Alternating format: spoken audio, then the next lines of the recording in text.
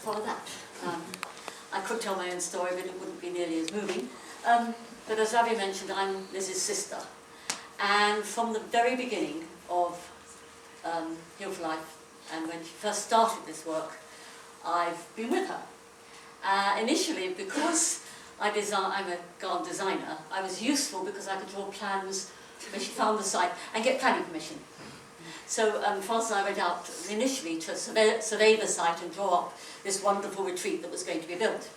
And just to put it in context, what Liz said we needed were crying spaces. So crying spaces where you could cry safely, where you could do it alone but know somebody was near enough, so when you needed somebody to come and give you a hug, they were available. And so I learned about crying spaces. And I've watched over the years Heal for Life, and to the extent that Frances and I go out for 2 months a year to help at the centre. So from the very beginning, first as a landscape, in a landscape role, but then later to help with the healing. And as a survivor myself of neglect, incest and ritual abuse, I actually needed some healing weeks. So I actually did one and thought, gosh, that's a change in my life. And then subsequently on other trips did a second week and a third week because I found there were more issues that came up. And one of the things about this program, it isn't just 1 week. People can come back as many times as they need on their healing journey. And it depends with people how many weeks. Some people, 1 week's fine, changes their life, go on. Others, 10 weeks are not enough. If you're suffering from a serious mental condition, your first week may simply be being safe enough to trust us to help you heal.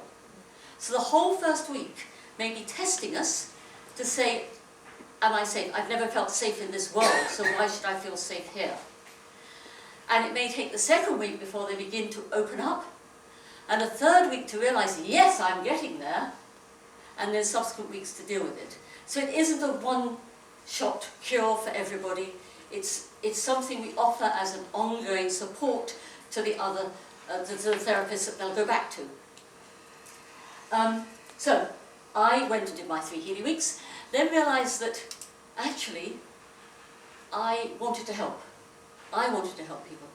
I got Liz's passion, and so trained as a carer, and then trained as a facilitator because I suddenly realised that I could do it, and that I could then perhaps in time bring it here.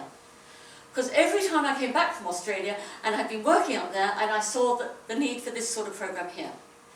So I have been, for the last 5 years, going out to do my facilitating there.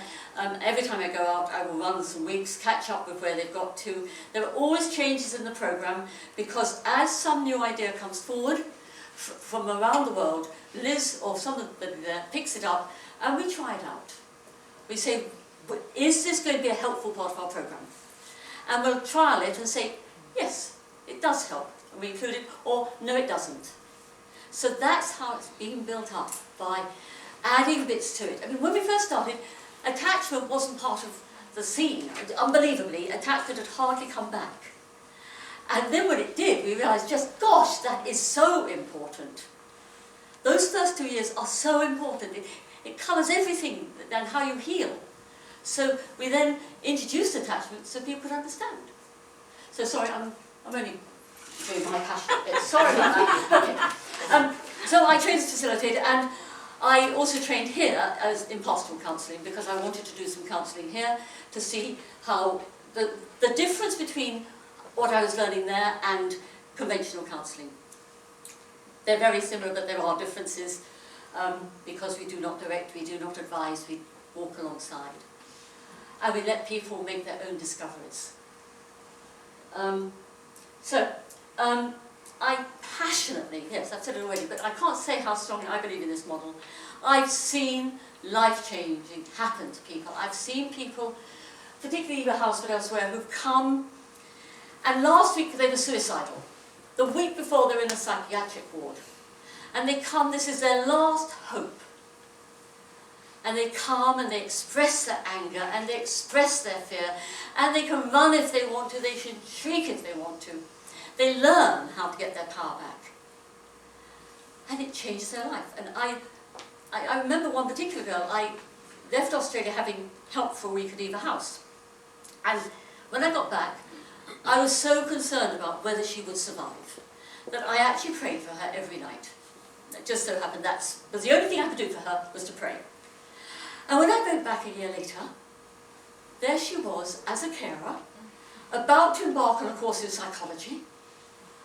And I thought, my God, you know, this really is absolutely phenomenal. And it happens again and again. So, that's why I want to bring it here. But to begin with, I had two problems when Francis and I came back. Firstly, we didn't have support here, and we've been waiting to get the support. Now we have Ravi and Hereward and Sue and Jane's here. So, and we're beginning to build support everywhere by people. So I feel at last I can do it. Before, it was us alone, and it just wasn't possible. And the other place is we tried to find the right place to do it. Liz purpose-built the place in Australia, or one of them at least, but some of her, they also run it in Western Australian places, and there they hire premises. And I actually ran a week in Western Australia in hired premises, and it works. So here we were looking for a building that would sleep at least 16 people, fairly isolated so they could feel safe, self-catering with nobody else around, in its own grounds, and with rooms for workshops. And believe it, it's quite difficult to find. In fact, I think Valerie Howarth, when we were at House of Lords, said it's impossible. But thanks to intervention of all sorts, we have found a private retreat near Basingstoke which provides exactly that. So now we can embark on our first healing week next May, following the model from Australia, and taking from them but adapting their policies and protocols, which are very, very important in this work. We will need to adapt them a bit to the English scene, but I know just how important those policies and protocols are to keep our guests safe. Safety is issue number one in all of this. We have no money. We have no, I'm not asking, I'm just saying we have no, but I'm an eternal optimist, and we'll get the money. I mean, we're going to need money. First of all, we want everybody to get to a healing week if they can possibly can, even if they can't afford to. Now, the realistic costs of renting from premises and providing this, even if we're volunteers, is £300 a week. But if somebody wants to give £300 a week to help somebody, then one person can come for free. So it's sort of that level of support we need in all of this. So we need money, but that'll come. I'm eternally optimistic. We have time. We need time also to train people. The basis of this whole thing is by survivors, for survivors. Everybody involved who is caring has to have done a healing week. And so we have a team here ready to go. But we need it bigger to run more than 2 or 3 weeks a year. We need a much bigger team. So people have got to do a healing week. We may then need to send them out to Australia to train until we start training here. And then so we build up the team. So it'll take a little while. So we're running 2 weeks next year, in May and September. Hopefully 4 or 6 weeks a year after. And as an optimist, I'm sure it will all happen in its own time. And I'm sorry I'm hitting that. So, just to finish, I know in Australia how many of the guests have come, the ones who take on the program easiest, have had support from therapists already. Their therapist said, why didn't you try this? Because it's now known in Australia. So they come with their therapist support. They then spend the week with us, which is a bit of a kickstart, where they've got stuck in their process. You know, if they're stuck with something, you just can't move them. They come, we kickstart them again, move them forward, and make sure they have an arrangement to see their therapist as soon as they get back. So it is very much a supporting thing. It's a little bit, as Liz says, of the whole journey of these people. And I'm hoping that here we can be part of everybody's concern about healing survivors. That we're just adding this particular 5-day program, which hopefully will change people's lives. So, I think I've said easily enough. Francis is just going to finish. I know we're going to hear from all of us, but you have to have from Francis.